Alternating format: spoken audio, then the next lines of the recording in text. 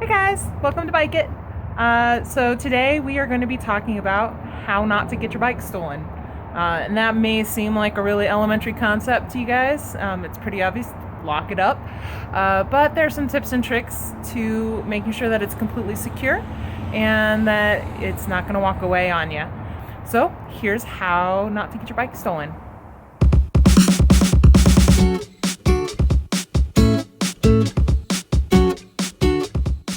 So the first question is, where do you lock your bike up at?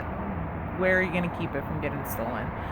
So if it's when you're storing your bike at home, obviously you want to keep it indoors if at all possible, or in a secure shed or garage that's locked up so that nobody's going to get in there and take your bike.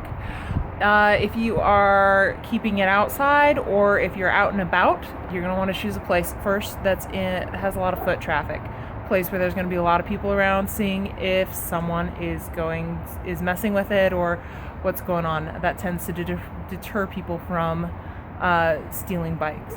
The second place that you're going to want to choose is somewhere that's secure, something that's sturdy and immovable, like a bike post or a bike rack. Make sure that bike rack's tied down and that it's not something that people are going to be able to wiggle your bike off of somehow. All right, so now to the fun part, how to actually lock up your bike. And I did some riding around earlier today and found some good and some bad examples of how to lock your bike, so I'll be sharing some of those with you here in a little bit. But first things first, you're gonna want to use a good lock to lock up your bike. I personally really like my U-lock and my cable. I use them together to lock up my bike. They're really sturdy and work pretty well, but whatever you use, make sure it's not something that someone's gonna be able to cut through or loosen up or whatever, get through. So the second part of making sure of how to lock up your bike is to make sure that any components, any piece or part of your bike that you don't want to get stolen is locked down. So that includes your frame, that includes your front tire and your back tire. If you have to choose between components, let's say your U-lock's not big enough to reach or you don't have the cable, whatever it might be, if you have to choose what to lock up and what not to secure, choose by value. What is going to cost you the most to replace? What's going to be the biggest pain in the butt to replace? So first things first, the frame. Obviously, that's your most important part of your bike. If you don't have a frame, you don't have a bike.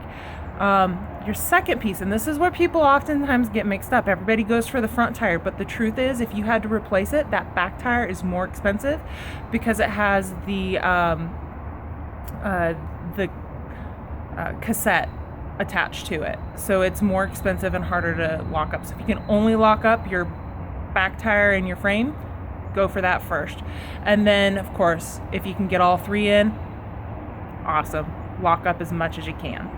Anything that you can't lock up, you're going to want to take with you. So take your lights off, take your water bottle with you, take your seat post and your saddle, if you can get those off, and take them with you.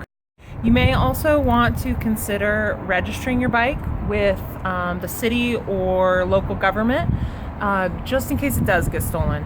May increase your chances of getting your bike back.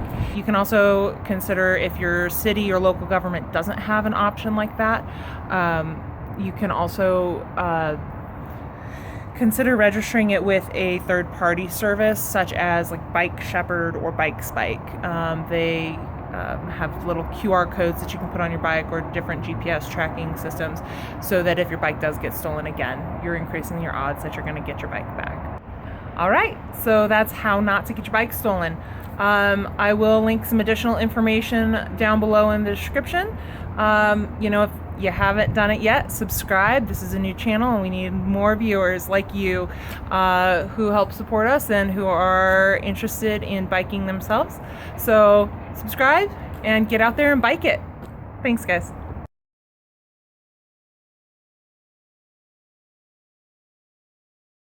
I will link some additional information in the description below that will hopefully help you guys with